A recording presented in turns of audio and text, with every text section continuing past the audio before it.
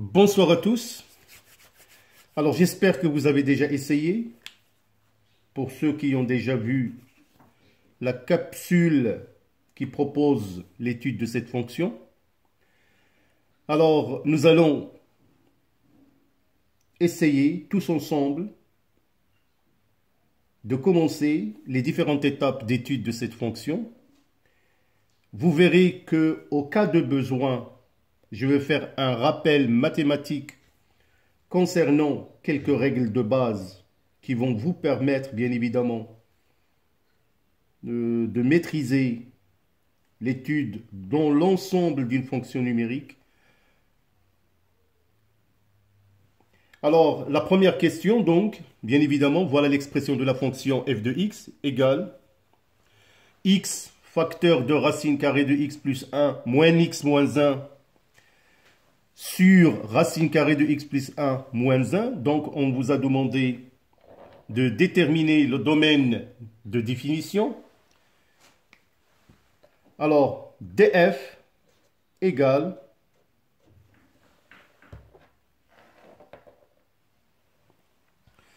l'ensemble des x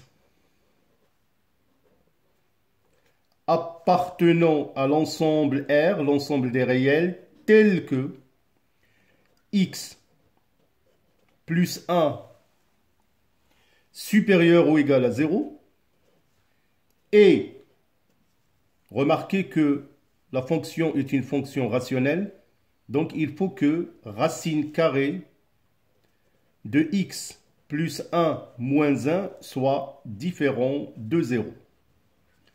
Donc voilà la condition posée sur df. Égale, donc nous sommes ramenés à résoudre une équation et bien évidemment une équation. Donc c'est l'ensemble des x appartenant toujours à R tel que x supérieur ou égal à moins 1 et racine carrée de x plus 1 différent de 1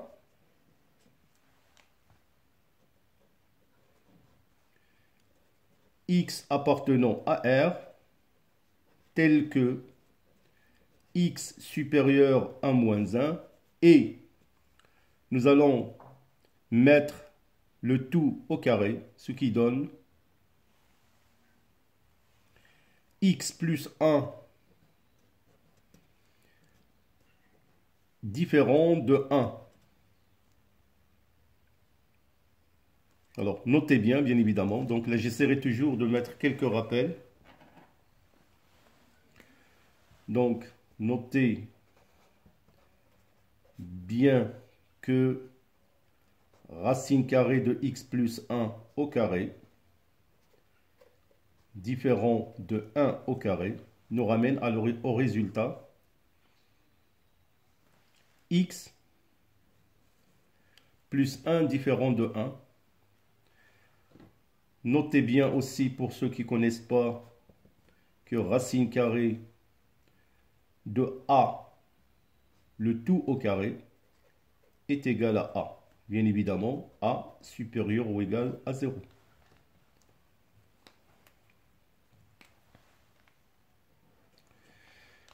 Donc, c'est le domaine de définition, c'est l'ensemble des x appartenant à R, tel que on a toujours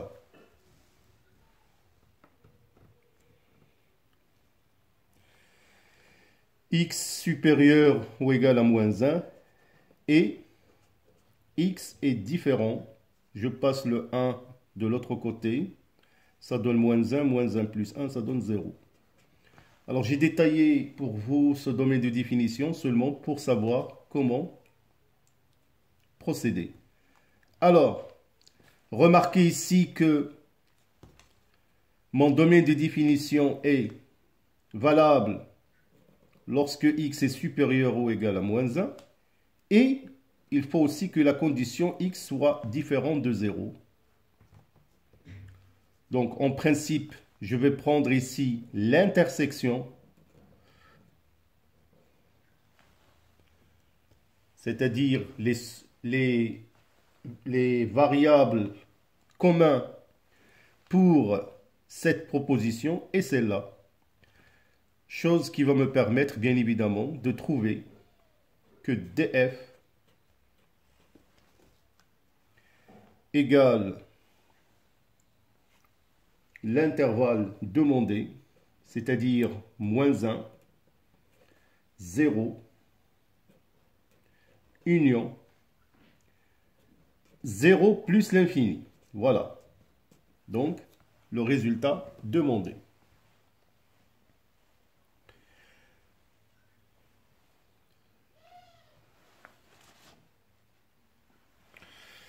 Alors, pour la question numéro 2, le calcul de la limite quand x tend vers 0 plus à droite de 0 de la fonction f de x qui est égale à la limite quand x tend vers 0 plus de cette expression.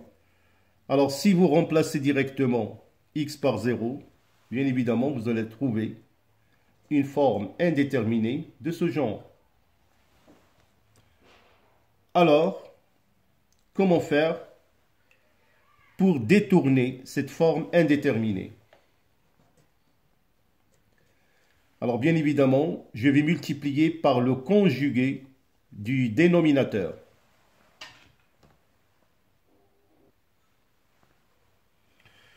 Alors, comme je vous ai dit, nous allons multiplier par le conjugué du dénominateur, chose qui va me permettre de trouver que la limite quand x tend vers 0 plus de x racine carré de x plus 1 moins x moins 1 facteur de racine carrée de x plus 1, qui est le conjugué du dénominateur.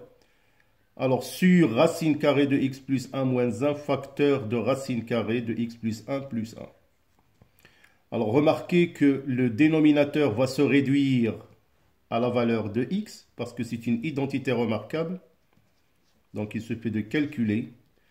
Le numérateur, je vais le laisser tel qu'il est. Alors, je calcule la limite du numérateur, je trouve moins 2. Alors que la limite quand x tend vers 0 plus du dénominateur tend vers 0 plus, c'est-à-dire à droite, pour les valeurs positives. Alors, ma limite sera donc, quand x tend vers 0 plus de f de x est égal à moins 2 sur 0 plus, qui est égal à moins l'infini. Alors, nous allons bien évidemment procéder de la même manière pour calculer la limite quand x tend vers 0 moins de f de x. Alors, comme je vous ai dit, nous allons procéder de la même manière pour calculer la limite quand x tend vers 0 moins de f de x égale à moins 2 sur 0 moins, c'est-à-dire à gauche de 0 pour les valeurs négatives, ce qui fait que cette limite va tendre vers plus l'infini. Alors, on nous a demandé d'interpréter les deux résultats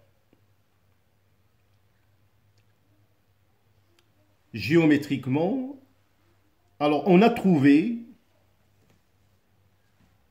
que la limite quand x tend vers 0 de la fonction f de x est égale à l'infini. Alors, on peut déduire que la droite delta d'équation x égale à 0 est une asymptote verticale à la courbe CF. Alors, ça c'est une règle vraiment à connaître. Donc, je vais rappeler cette règle d'une manière générale. Alors, un petit rappel mathématique important. Si vous avez à calculer la limite quand x tend vers a de f de x et que vous avez trouvé l'infini, peu importe, plus ou moins l'infini, alors vous allez tout simplement déduire et dire que la droite delta d'équation x égale a est une asymptote verticale ACF. Voilà l'interprétation de cette limite. Nous verrons bien évidemment, quand on va tracer la courbe CF, à quoi vont servir ces asymptotes. Alors, pour la question numéro 3, on vous a demandé de calculer la limite quand x tend vers plus l'infini de f de x, qui est égale à la limite quand x tend vers plus l'infini de x racine carrée de x plus 1 moins x moins 1 sur racine carrée de x plus 1 moins 1. Alors, si vous calculez la limite directement, bien évidemment, vous allez affronter, encore une fois, une forme indéterminée de l'ordre de l'infini sur l'infini. Alors, il faut penser à une petite technique pour détourner cette forme indéterminée. Alors, donc, je vais bien évidemment essayer de détourner cette forme indéterminée.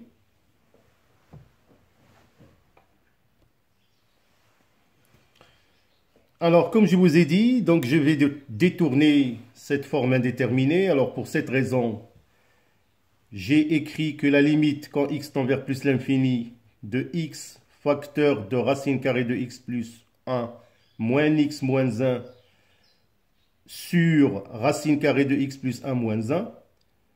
Alors, j'ai bien évidemment factorisé ici par x et j'ai séparé les termes au même dénominateur pour trouver x facteur de x plus 1 moins 1 sur racine carrée de x plus 1 moins 1 moins 1 sur racine carrée de x plus 1 moins 1.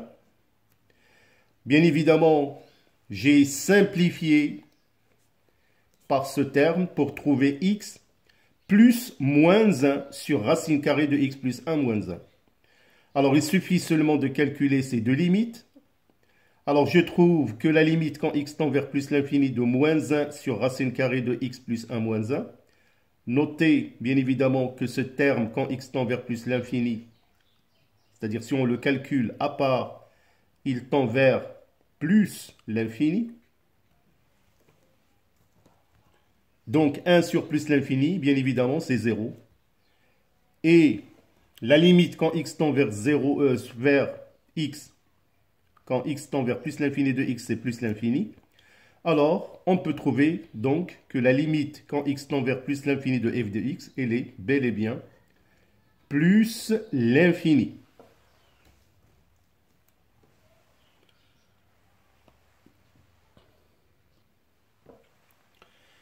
Alors, nous allons maintenant montrer toujours dans la question numéro 3, petit b, montrons que la droite delta d'équation y égale à x est une asymptote à la courbe CF. Alors, pour répondre à cette question, je vais profiter encore une fois de l'occasion pour faire un petit rappel mathématique qui va me permettre, bien évidemment, de répondre à cette question. Alors donc, comme j'ai dit, nous allons montrer que la droite delta d'équation y égale à x est une asymptote à la courbe CF au voisinage de plus l'infini. Alors, un petit rappel, la droite delta d'équation y égale ax plus b est une asymptote oblique, normalement, à la courbe CF au voisinage de l'infini,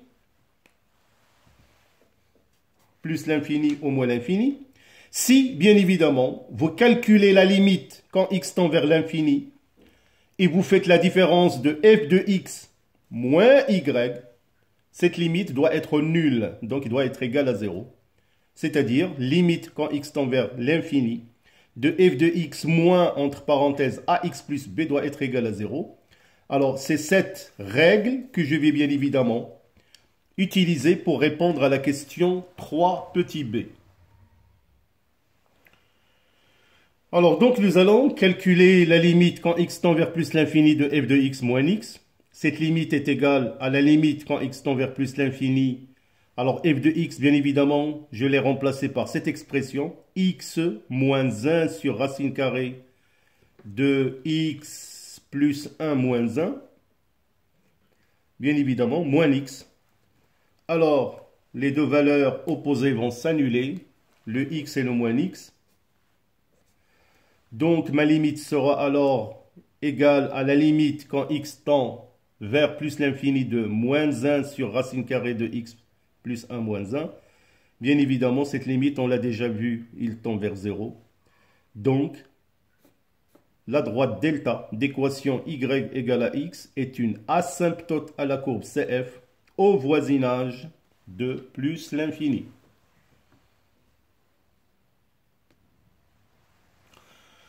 Alors, pour la question numéro 4, on vous a demandé de l'étude de la dérivabilité de la fonction f à droite en x0 est égal à moins 1. Alors, ce qui va nous permettre de calculer la limite quand x tend vers moins 1 à droite de moins 1 de f de x moins f de moins 1 sur x plus 1. Notez que f de moins 1 égale à 0, donc nous allons calculer la limite quand x tend vers moins 1 à droite de f de x sur x plus 1.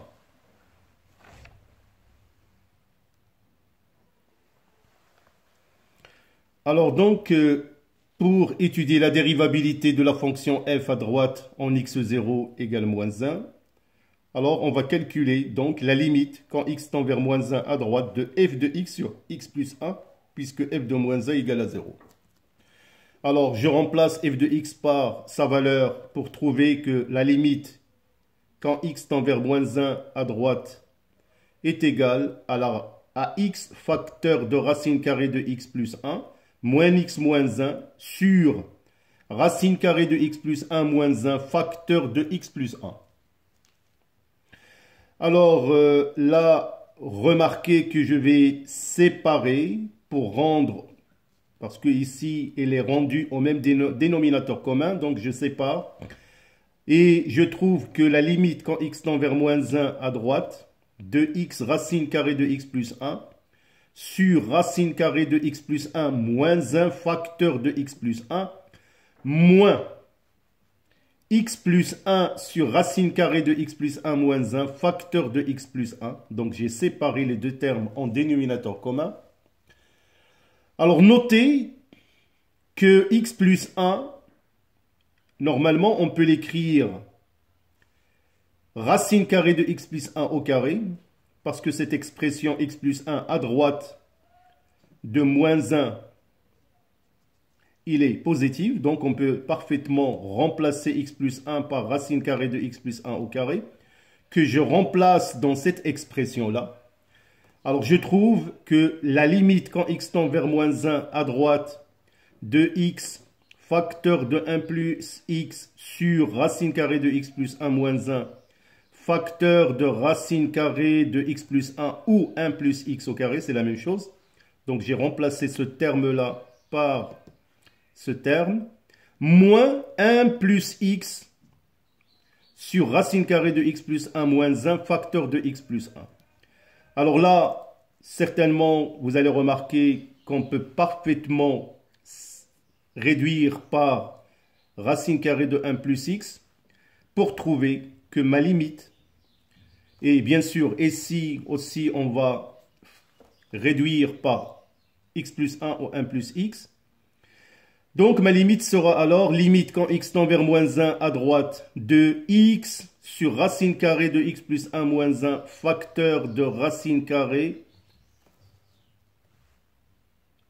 1 plus x moins 1 sur racine carrée de x plus 1 moins 1.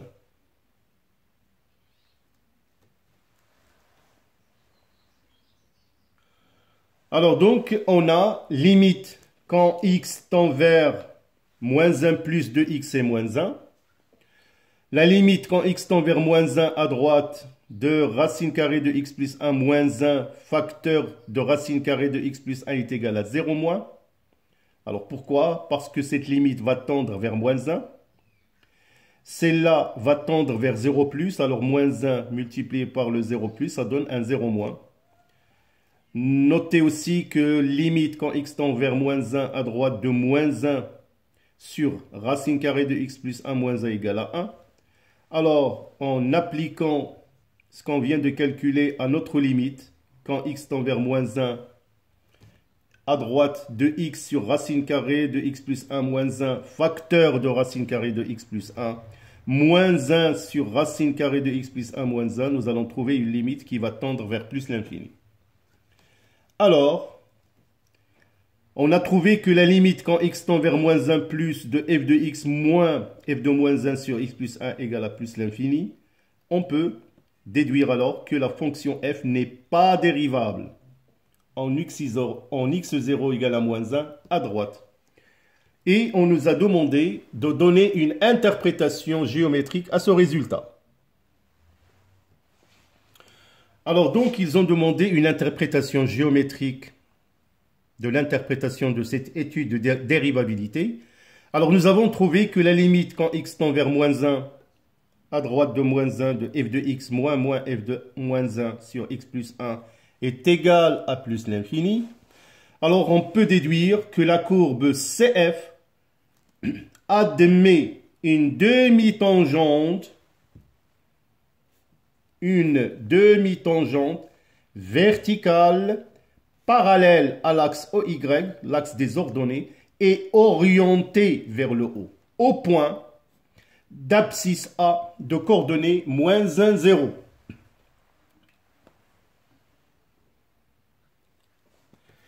Alors, pour la question numéro 5, nous allons déterminer la dérivée de la fonction f' de x et on va établir par la suite le tableau de variation. Alors, donc, la fonction f est continue et dérivable sur cet intervalle. Faites très attention que f, on vient de trouver qu'il n'est pas dérivable à droite de moins 1. Donc, il faut en tenir compte dans le calcul de la dérivée. Alors, nous avons remplacé l'expression de f de x par x moins 1 sur racine carrée de x plus 1 moins 1, qui sera une expression assez facile pour établir la dérivée. Mais si vous établissez la dérivée à partir de l'expression de f de x, ça va prendre beaucoup plus de calculs. Alors, on trouve que f' de x égale x' moins, entre parenthèses, 1 sur racine carrée de x plus 1 moins 1 prime. Alors, nous allons tout simplement appliquer les règles de calcul pour les dérivées usuelles. Et vous allez trouver que f' de x est égal à 1 moins, entre parenthèses, racine carrée de x plus 1 moins 1 prime sur racine carrée de x plus 1 moins 1 au carré.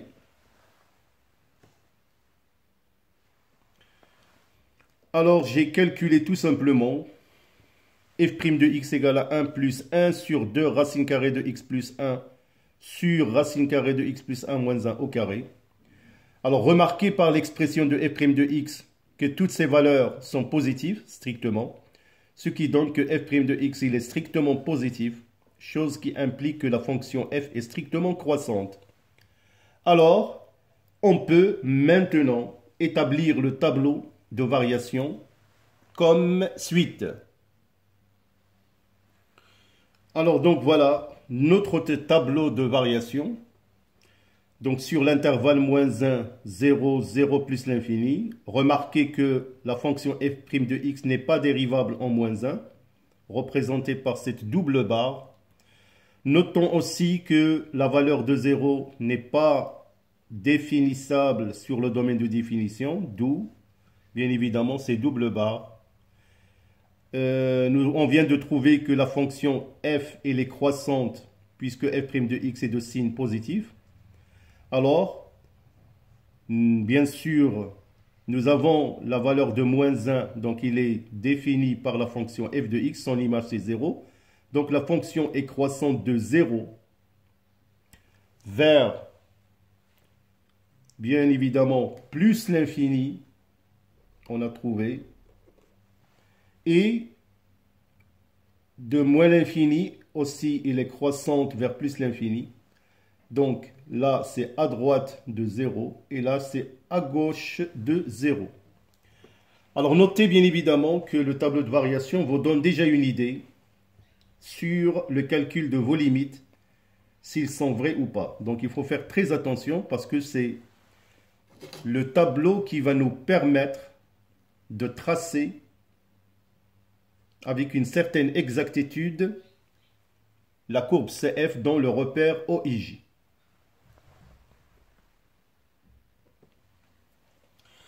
Alors, pour la question numéro 6, on nous a donné un changement de variable. On pose t est égal racine carrée de x plus 1. Et ils ont demandé de montrer que f de x est égal à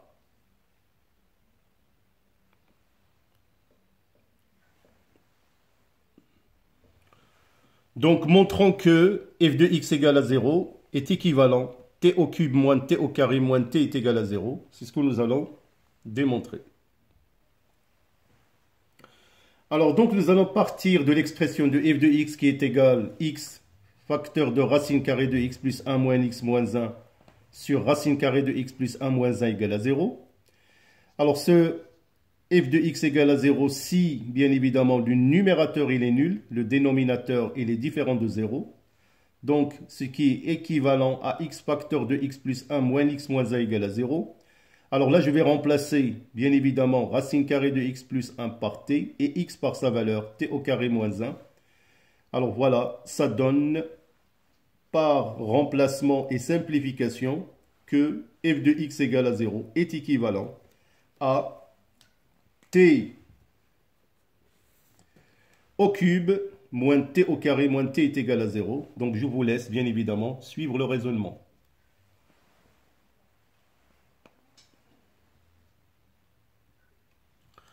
Alors par la suite, nous allons déterminer les points d'intersection de la courbe CF avec l'axe des abscisses. Alors pour cette raison, nous allons tout simplement, pour tout x appartenant à df, résoudre l'équation f de x égale à 0. Et nous avons trouvé que cette égalité est équivalente à t au cube moins t au carré moins t est égal à 0. C'est l'équation que nous allons résoudre. Alors donc nous allons déterminer les points d'intersection de la courbe CF avec l'axe OX, l'axe des abscisses. Alors pour tout x appartenant à df, on a f de x égale à 0, ce qui est équivalent à t au cube moins t au carré moins t égale à 0. Alors donc nous allons résoudre cette équation du troisième degré qu'on peut écrire autrement.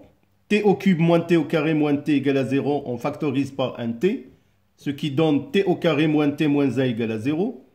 Un tel produit s'annule quand t est égal à 0 ou t au carré moins t moins 1 égale à 0. Alors, nous allons résoudre l'équation t au carré moins t moins 1 égale à 0. C'est une équation assez simple. Il suffit de déterminer delta. Alors, vous calculez delta. Delta, vous allez le trouver égal à 5, ce qui implique que delta a une valeur positive. Donc, l'équation a deux solutions que nous trouverons T1 égale 1 plus racine carrée de 5 sur 2 et T2 est égal à 1 moins racine carrée de 5 sur 2.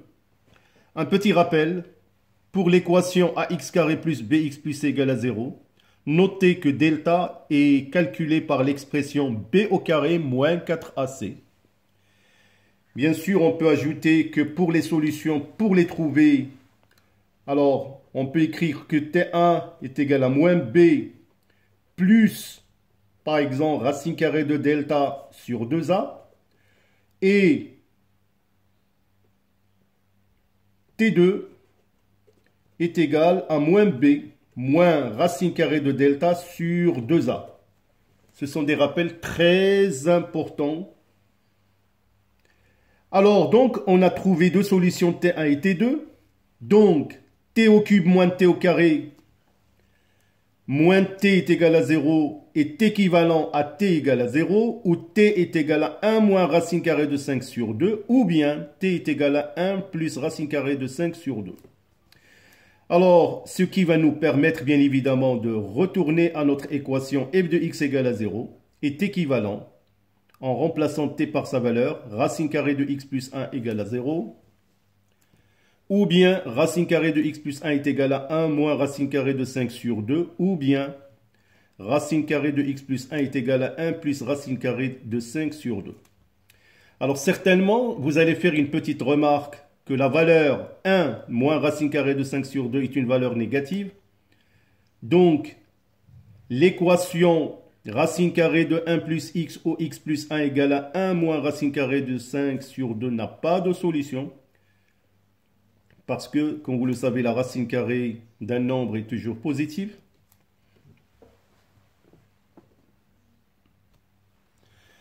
Donc, f de x est égal à 0 est équivalent à x plus 1 est égal à 0, ou racine carrée de x plus 1 est égal à 1 plus racine carrée de 5 sur 2. Nous allons bien sûr trouver les valeurs de x, donc ce qui est équivalent à x est égal à moins 1, ou bien x plus 1 égale à 1 plus racine carrée de 5 sur 2 au carré. Nous avons mis au même exposant au carré pour se débarrasser de la racine carrée. Alors, on trouve x égale à moins 1, ou x est égal à 1 plus racine carrée de 5 sur 2 au carré moins 1. Bien sûr, après calcul, simplifiez cette expression et vous allez trouver que f de x égale à 0 est équivalent à x égale à moins 1, ou x est égal à 1 plus racine carrée de 5 sur 2. Donc, on peut parfaitement conclure que la courbe CF coupe l'axe des abscisses en deux points A de coordonnées moins 1, 0 et B de coordonnées 1 plus racine carrée de 5 sur 2, 0. Alors voilà, il nous reste seulement la dernière question pour tracer la courbe CF en exploitant toutes, bien évidemment, les informations que nous venons d'établir. Alors maintenant, nous allons tracer notre courbe, mais pour vous montrer, bien évidemment, je vais revenir à mon tableau de variation. Alors bien évidemment, sachant que la fonction f n'est pas dérivable à droite de moins 1, et nous avons vu comme interprétation que la courbe CF admet une demi-tangente verticale parallèle à l'axe des ordonnées orientée vers le haut. Alors je vais vous montrer déjà cette asymptote, ou plutôt cette demi-tangente, la voilà. Donc voilà, donc j'ai déjà tracé mon repère OI, OIJ, donc ça c'est l'axe OX, l'axe OY,